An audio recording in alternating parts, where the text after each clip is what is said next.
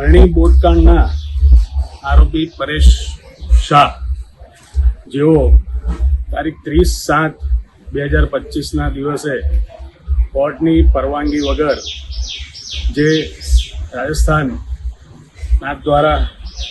જે હોટલમાં જે ભુવનમાં રોકાયા હતા એ ખડાયતા ભુવનની આ સર્ટિફાઈડ કોપી છે, રૂપિયા ભરેલાની આ કોપી, અને આપ જોઈ શકો છો કે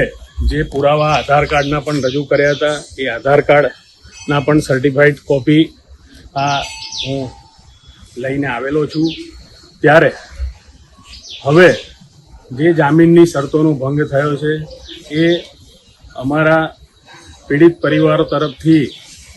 લડતા એવા વિદ્વાન ધારાશાસ્ત્રી શ્રી હિતેશભાઈ ગુપ્તા પણ આ બાબતે આગળની જે પણ કંઈ કાર્યવાહી છે એ કરશે અને પોલીસને પણ આ પુરાવા આપવામાં આવશે. અને ક્યાંક જે પીડિત પરિવારો પાછલા 20 મહિનાથી આજે 20 મહિનાનો સમય વીતી ગયો છે, 18 જાન્યુઆરી 2024થી આજે 18 ઓગસ્ટ 2025, ત્યારે ન્યાય માટે આશા રાખતા, વળતર માટે આશા રાખતા પીડિત પરિવારોને ચોક્કસ ન્યાય મળશે એવું મારું માનવું છે.